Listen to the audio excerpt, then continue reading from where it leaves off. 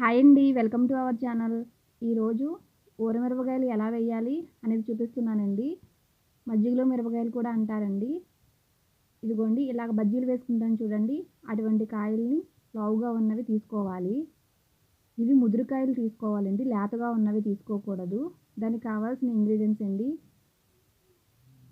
పచ్చిమిరపకాయలు, మజ్జిగ, ఉప్పు కావాలండి. పచ్చిమిరపకాయలని నీట్‌గా వాష్ చేసుకోవాలి.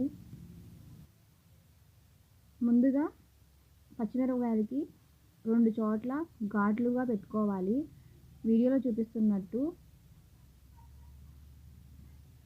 నీడిల్‌తో కానీ, సేఫ్టీ పిన్‌తో కానీ పెట్టుకోవచ్చండి.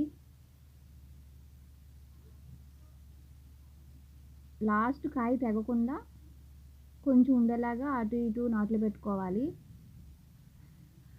ఇప్పుడు ప్రిపరేషన్ చూద్దామండి. ఒక జాడీలో రాయి ఉప్పు, అదే కళ్ళుప్పు అంటాం చూసారా, ఆ ఉప్పు వేసుకోవాలి.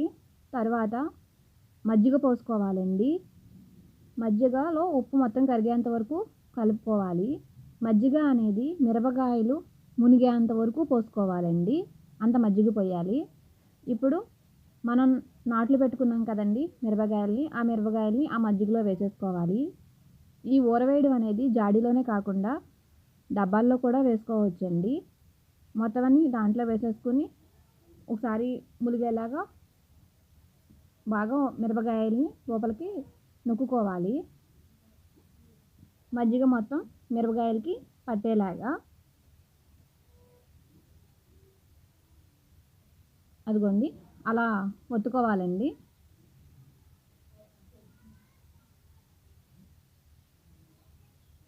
ఇవి 3 రోజులు పాటు ఊరనివ్వాలి.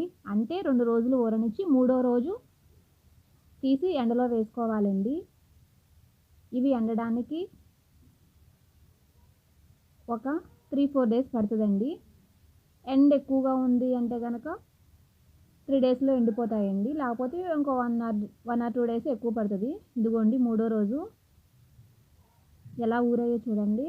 ఇప్పుడు మజ్జిగని పిండి మనం ఆరబెట్టుకోవాలండి. లైట్‌గా, అంటే మొత్తం మజ్జిగ పిండుకోకుండా లైట్‌గా దాంట్లో ఉండేలాగా పిండేసి కొంచెం దాంట్లోనూ కాయల్లోనూ ఉండాలండి. అలా అని మొత్తం అలా తీసి వేయకూడదు.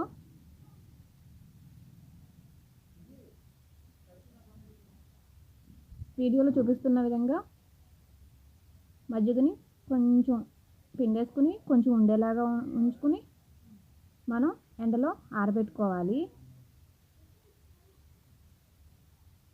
ఇదిగోండి 1 బై 1 ఒక్కొక్కటి ఒక దాని మీద ఒకటి కాకోకుండా సపరేట్గా ఇలా ఒక వరుసగా అలా పెట్టుకున్నాం అనుకోండి, బాగా ఎండుతాయి.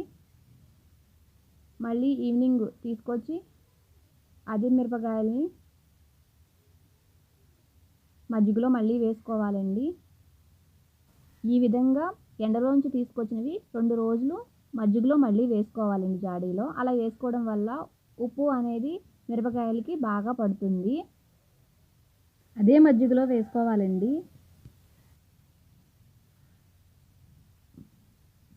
రెండు రోజులు మళ్ళీ మజ్జిగలో వేస్తాం కదండి, ఇంకా సరిపోతుంది. తర్వాత వేయవసరం లేదు.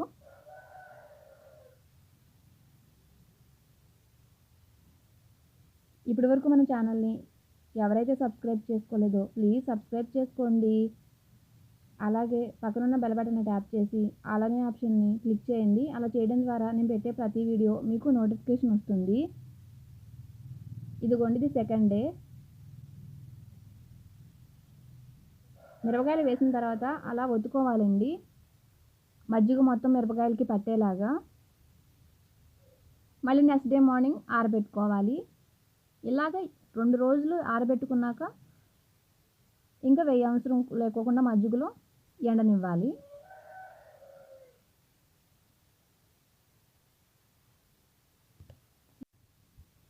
ఎంతో సింపుల్గా చేసుకునే ఊరమిరపకాయలు రెడీ అండి. ఇలా బాగా ఎండిపోయిన తర్వాత ఆయిల్లో వేసి వేయించుకోవాలండి. ఇవి పప్పుచారులోకి కానీ పప్పులోకి కానీ చాలా టేస్టీగా ఉంటాయండి.